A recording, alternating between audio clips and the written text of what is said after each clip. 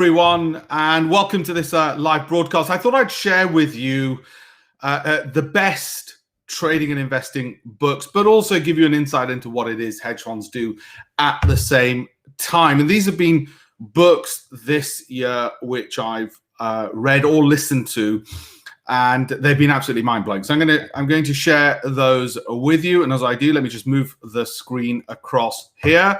Now, I've been listening to a lot more audiobooks because, as you'll know, thanks to COVID, we all need to get a lot fitter. So whilst I've been cycling, running, whatever it is, I've been listening to the audiobooks, and I assure you, it makes time go faster. My book number one for everybody who's interested in trading and investing and understanding how the markets work, and I'll zoom in, is this one.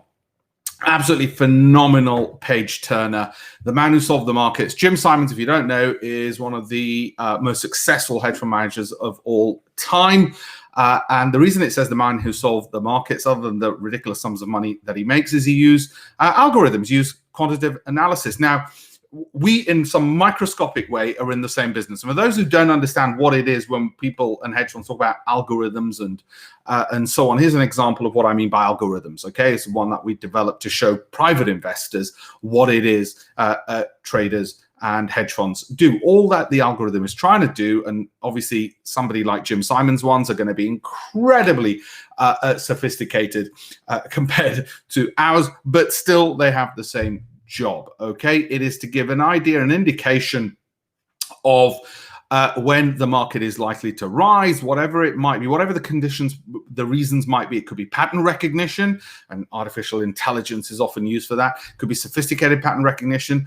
It could be based on probabilities of what's happened historically. It could be all sorts of other reasons. And what all of these algorithms are trying to do, and as I say, the ones that Jim Simons highlights in this book, and a very, like I said, a very easy listen to understand what they do and how he managed to crack the markets and make billions from all his mathematical research. And he's probably one of the best mathematicians there is. He used to be a code cracker as well. So anyway, that's book number one. Highly recommended. So if you're looking for stocking fillers or something for 2021, that's the first one. The next one from a friend of mine, Simon Singh. And Simon's book, Fermat's Last Theorem, again, trying to crack a code of what looked like a simple puzzle. Just like the markets, they look deceptively simple, trying to crack a code. Again, incredibly good read or listen. The reason this is inspiring is because all of us in our lives, we have these issues, these problems we're trying to solve, we're trying to crack. And when you see the resilience, the perseverance that the mathematicians went through to solve this problem, and this is, in this case, it was a Cambridge mathematician, Andrew Wiles, who eventually solved this puzzle, this problem. Again, you can see how just pure thinking, just stopping and thinking, right, how do I solve this? How do I get there? And collaboration and how long it took. It is, first of all, inspiring, but secondly, it is similar to the code we're trying to crack with the markets. People like me and hedge funds like us, what we're trying to do is work out, when do we think there's a higher probability the market's going to rise? Okay, probability. So guess what? Probability theory comes into it. Odds comes into it. An understanding of, well, if things don't work out, how do we protect ourselves against market falls, which is what that yellow line there is for. How do we know when to add to our profits, which is what that dotted line there is for. These are all problems we're all trying to consistently solve. And so highly recommend this if you're looking for getting into investing or trading, understanding what hedge funds do. Another great read and listen to understand what we do as hedge fund managers is this, the buy side. Okay, Tony Duff is crazy as a trader, but he tells the story incredibly well of the excesses. So if you want to see a bit of what life is like for some, not for me, I'm a teetotal vegetarian, I didn't lead the life that he did, but he really explains it well, and the goods and bads and insider trading that Galleon was involved with and all of these things. So you've got everything from criminality to the day-to-day trading and what it is. Again, the inside life of, well, one particular type of hedge fund. A lot more sedate, but again, a fantastic read or listen, especially, like I said, at this time with coronavirus, you're trying to keep fit, you're cycling, you're running, Undoing Project. Now, anything by Michael Lewis is worth listening to or reading. Okay, he's just phenomenal as a writer, right? The narrator is fantastic with this, and I'll tell you why this is good. The very first time the Nobel Prize in Economics didn't go to economists was in 2001, and it went to the guys that this story is about. This book is about Daniel Kahneman and Amos Tversky. I used to write about them in my Financial Times columns before they got the Nobel Prize because I just thought their work was amazing. Now they've got all this coverage that they rightfully deserved. Kahneman got the Nobel Prize, and it's all about how we behave and money. And again, it is trying to solve the same problem that we're trying to do as a hedge fund. This is, for instance, sterling US dollar. All we're trying to do, I see the same prices you do, and the biggest hedge funds in the world do, and the smallest private investors do.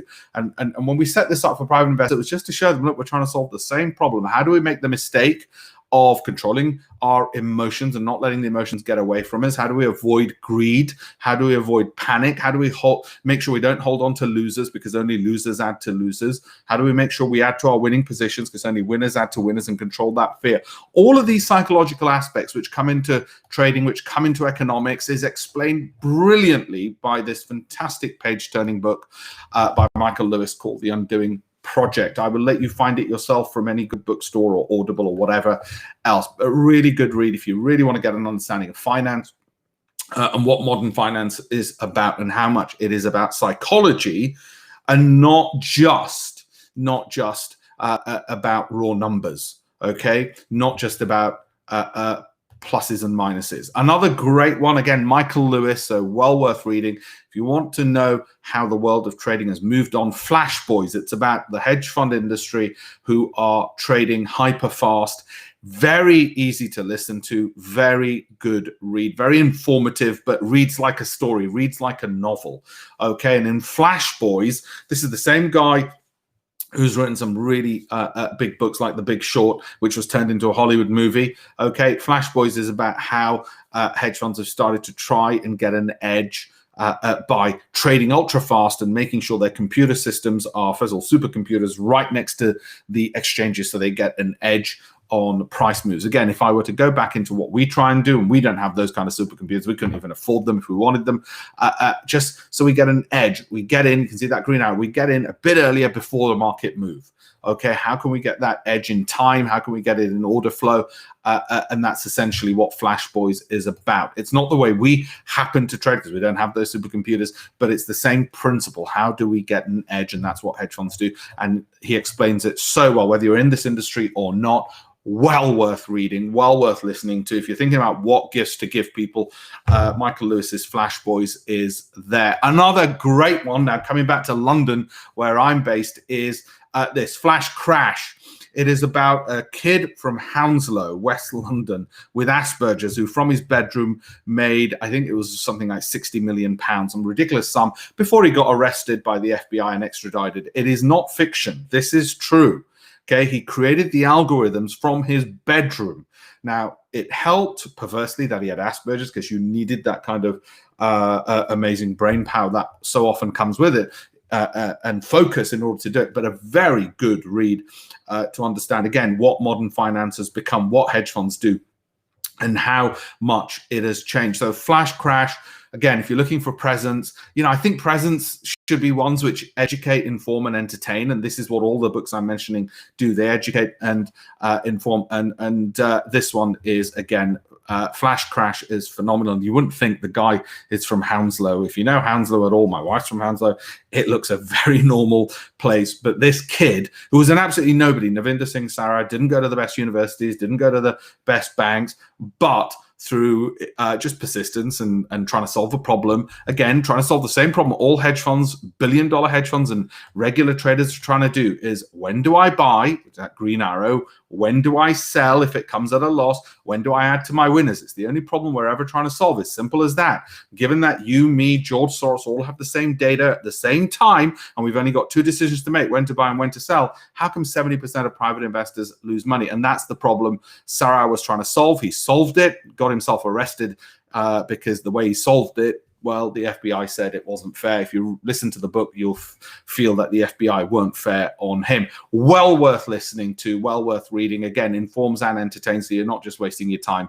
Okay, another great one, which I've really loved this year. Again, I was inspired by it because it is the story of a man who kept on at it, kept persisting, kept trying to succeed. and did it. And this is, again, not fiction. This is real. The greatest trade ever is about an absolute legend in my industry, the hedge fund industry. And given that he had to be resilient, given he had to keep on trying, John Paulson was a nobody. They would laugh at him. They would mock him when he talked about ambitions to become a billionaire hedge fund manager. They just kept mocking him. He kept persisting, and now they certainly don't laugh at him anymore. He made billions. He's given away billions. It talks about the good works he does as well. So let's be absolutely clear. It's not just about making money for money's sake, but it's, again, modern finance. If you want to learn how this industry works, if you want an insight into how to be better at investing. And again, John Paulson's just trying to solve the same problem we do in our fund. And like I said, when we set these things up for private investors, it's just to explain to them, when do we buy? When do we sell? When do we add to winners? Make sure we never add to losers. It was those few things that we did to make sure that we're replicating what the biggest funds do. And these books just give us that extra inspiration to say, hey, guys, keep persisting, and keep trying to solve that problem. It is a very simple problem. Some of the big boys have done it. We will continue doing it. Again, another great read, slightly different to the others because it's not trading related, or it is in a way. It's Bad Blood, about a Silicon Valley startup. And again, very good read, very informative of just how a lot of these technology companies are basically bullshitting their way to getting a lot of money invested into them. And they're promising easy miracles like, hey, that amount of blood will allow you to work out every disease you might possibly have and give you the results in 30 seconds. Yeah, great solution to a problem which exists. It's just that the solution's impossible to do any more than time travel is. But a really good book. And the founding lady behind that company, Elizabeth Holmes, sadly is currently incarcerated in a prison somewhere. But the story of how she managed to raise millions, hundreds of millions from Silicon Valley is fascinating. And again, really good book. It's entertaining, informative. You'll learn a lot. Now, the quants, again, you'll notice the bias here I've had with these books, which is the mathematics behind things. If you don't like maths, or your son, daughter like maths, honestly, these books will get them encouraged into loving maths because it solves a real world problem. In this case, again, the same old problem. How do we make money? And for those who don't know what quants do and don't know what algorithm-based hedge funds do, this is it. Let me just show you what we're doing. This is sterling US dollar. Right now, what we're looking at live, and we're just trying to solve through quantitative analysis, mathematics, algorithms, what has the market done beforehand? Could call it pattern recognition, artificial intelligence. What is it doing beforehand which suggests that it's about to move up? There's no certainties. We might only be right 50% of the time. And you might think, well, that's pretty useless then, isn't it, Alpesh? Well, the 50% we're right, as you can see here, you make more money than the 50% you're wrong because you don't add to your losing trades. You only add to your winners. That's the nub of the problem, okay, of what we're trying to solve. And the quants goes into details of how mathematicians on Wall Street do that. What is it that they're doing to try and solve that? And more importantly, the things that they don't do, which allows them to make money. 70% of private investors lose money because they do what instinctively they think is right. Obviously, it isn't right, which is why so many of them lose money.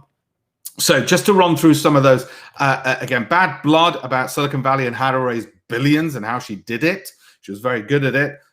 Sadly, she did it fraudulently because her product didn't work. The greatest trade ever, John Paulson, one of the greatest hedge fund managers in the world, how he went from a nobody, kept persisting year after year. And good news for the oldies, I think he was about 50 years old before he really made it big. Okay, so there you go. Flash crash, this kid from a bedroom in Hounslow used algorithms and mathematics to solve the markets and made himself millions in the process. Sadly, because of Asperger's, he crossed the line, said the FBI. They extradited him and took him to the US and shoved him in a prison over there for all his troubles. Yeah. Flash Boys, how hedge funds are using faster and faster technology to get an edge in the markets. Again, really worth reading. Anything by Michael Lewis. And like I said, my principle with all of this is that the benefits of all of this is this. First of all, it will teach you persistence, resilience. You will eventually get there, success in life. they are not fiction, so they're going to be not just entertaining, but they're going to be informative, educational, and that's what I want from my books. And God knows, thanks to COVID, we need to keep fit, so you can listen to these whilst you are on a bike or running. Michael Lewis's book, The Undoing Project, absolutely captivating. Couldn't put this down. I couldn't stop listening to it. Couldn't take the earplugs out. About Kahneman and Tversky, the first ever non-economist to win the Nobel Prize in economics. Back in 2001, I was a visiting fellow at Oxford University lecturing on behavioral finance when they won the Nobel Prize. And the reason it was double exciting for me is I was lecturing on their work before they got the Nobel Prize, knowing it was just so important and so exciting of the aspect of psychology. And again, the problem they're trying to solve, and it's used by hedge funds around the world, is how do we make sure that when using algorithms, we don't get carried away with adding to our losing positions because we are too afraid of taking losses, that we don't take our profits too early because we're too fearful that we might lose them. And they try and solve those issues and explain human behavior back to us in a very captivating, easy to listen to way. The buy side, a bit more exciting. Again, if you've got teenagers in particular, I think they'll appreciate this. A bit more exciting about the world of trading, far more exciting than a life than I've ever led. Sex, drugs, and rock and roll side of it. It's a true story. It is not, like I said, what in my experience the hedge fund industry is like, but well worth reading. Fermat's Last Theorem, if you've got kids who don't like maths, even if they do. I first read this from Simon Singh in one sitting. So again, that story of persistence, that story of failure, but continuing onwards when everybody else has given up and eventually winning the prize and solving any problem, because everything is, as somebody else once said, everything is figure outable. And it's the same in business. And it was the same for us, as a hedge fund. We had to work out, how do we solve this problem? And there's the problem, that's sterling US dollar. How do we solve this problem? That's sitting in front of us this morning. This is live. How do we solve this problem? How do we know when to get in and when to sell? We've only got two decisions to make. And if we get that decision right, we become billionaires. So it's a problem worth solving. How do we solve it? And again, it was that persistence, finding our own solutions, knowing others had found their own maps. Well, we had to find our own route map to the treasures as well. And that was the point. Whoops, there we go. So that's Fermat's Last Theorem over there. Okay. If you want to follow more of the stuff that I say, just go to my website, alpeshpatel.com, and there's a free instant message. I'll drop you market insights. I think today I've got something from P. Morgan, which I've just posted there on which stocks they think will do well in the next 12 months. So if you go to alpeshpatel.com, you'll see all of that stuff there. Hope you've enjoyed that broadcast. The books that I've enjoyed this year, things that I've loved. Here we go. Nice recommendations, just in time, last minute. Exactly, very much. So, hey, Tony, thank you very much as well. He did not even spend the money. Yes. Alpesh got in late. No, don't worry. That's why I know people get in late, but I review things. Can you send a link of the book list? Yes, it'll all, Tony, all of this recording will be on this, will be on the on LinkedIn and YouTube and everywhere else. So I haven't written these books down, but I have to tell you, these books have been absolutely, I mean, take a phone and capture, and take a picture. They've been the best books of the year that I've read. And I think it's always useful. You're reading, but I hate reading fiction. I know it sounds sad and all the rest of it. It's just that I always want to be, when I'm reading and I'm relaxing, I want to be moving ahead. I want to be learning. I want to be inspired. And sometimes these Anthony Robbins books won't do it. And you want to read about real people and what they've actually done in your field. So in my field, like I said, and anything written by Michael Lewis, like I said, means it's these guys. And like I said, Flash Boys, Flash Crash, greatest trade ever. What a title. But, book that lives up to its billing. John Paulson was a nobody. He was somebody people would laugh at parties and say, yeah, you want to be one of us, do you? You ain't got the money. You ain't got the success. You ain't going to do it. And he just kept on going. And now, of course, he's one of the most legendary hedge fund managers in the world. Did I mention this one last? I don't think I mentioned this. So again, completely different. But if you know Curtis Chaggs or know of 50 Cent or Fiddy, okay, this was a real surprise. There I am cycling each morning through Richmond Park, and I'm listening to 50 Cent. And he's an entrepreneur. He's a businessman. The guy's made billions as a businessman, a far better businessman than I am, and probably I ever will be. But listening to him, about, this is a guy who gets people regularly shooting at him, or used to. And again, overcoming those difficulties, those hurdles, and that attitude that he had. Again, something you can listen to, you can learn from, and doesn't matter if you're a fund manager, doesn't matter if you're all fit and proper and all the rest of it. The guy has got lessons well worth listening to, and reached out to and works with some of the biggest names in the world, and has turned failure into absolute total and utter failure into success. There was a guy who was abused as a kid, and how the hell did he manage it? I couldn't have done it in his position. I don't know anybody who could. He was in prison. He was shot. What was it? 10 times, including in the face, and survived. All the rest of it. Really great book. But the most important thing about all of these books that I'm mentioning is they're actually really well narrated.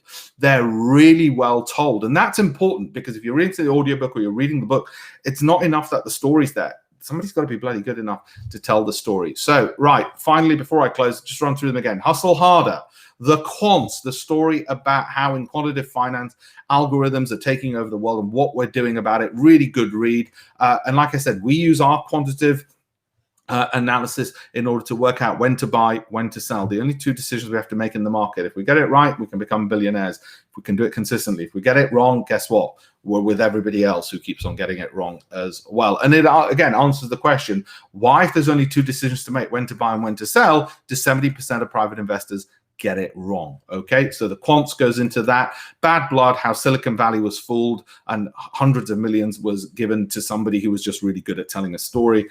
In this case, a lady called Elizabeth Holmes, and you've probably heard of her and her company Theranos. Really well told story. Greatest Trade Ever, John Paulson. Flash Crash, about a boy from Hounslow who solved the markets problem. No special school, no special education, but he solved that problem.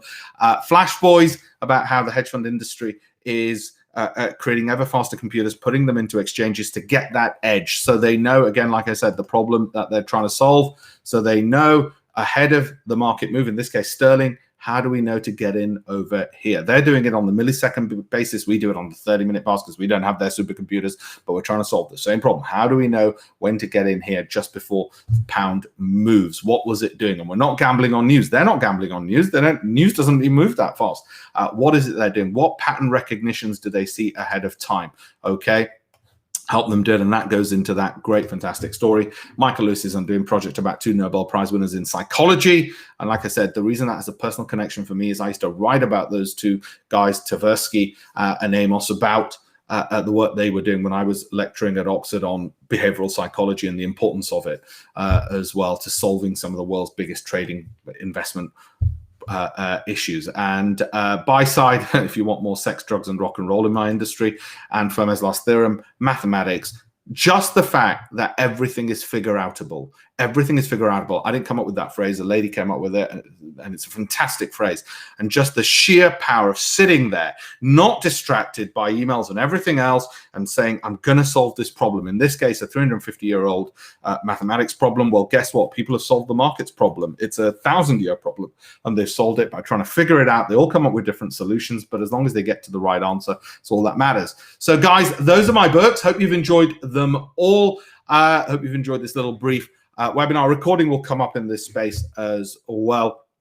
Thank you all for listening. Hope you found it valuable. And if you want more stuff like this, and actually, yes, Tony, I'll put up the list. I'll put it on my Telegram channel. It's there. If you go to alpeshpatel.com, I'll put it on my instant messenger, which is my Telegram channel. You just click there, and you can get, as ever, if you want my book, Investing Unplugged, which is it's an international bestseller. It's not done as well as any of those other books, but I think it's worth reading. You can have a free copy of it. Okay, which again, go to alpeshpatel.com and click go there, and you can have a copy of that as well. All right, thanks everyone for listening. Hope you enjoyed that, and I've really enjoyed sharing all of that with you. Feel free to ask any other questions. I'll go back onto LinkedIn, YouTube, and all the rest of it to answer those a bit later on. Thank you all very much.